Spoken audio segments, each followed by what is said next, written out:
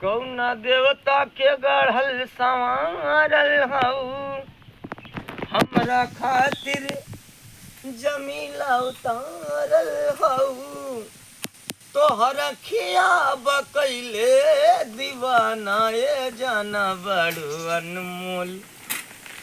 हाय हाय हाय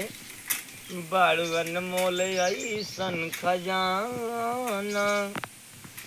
तोहर जोड़ा न दूसर जनाना ये जाना बड़ू अनमोल ऐसन खजाना तोहर जोड़ा न दूसर जनाना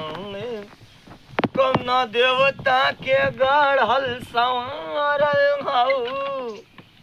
हमरा खातिर जमीला उतारल हऊ तोहर खियाब कैले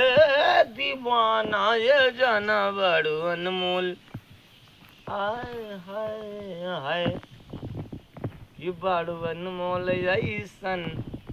खजाना तुम्हार जोड़ा न दूसर जनाना ये जाना बड़ू अनमोल। अरे वाह दिनेश भैया। हमका कहा इस तरी हम मोहब्बत इस तरी हम मोहब्बत की सजा क्यों नहीं देते इस तरह मोहब्बत की सजा क्यों नहीं देते क्यों नहीं देते क्यों नहीं देते अरे पत्थरी हूँ तो रास्ते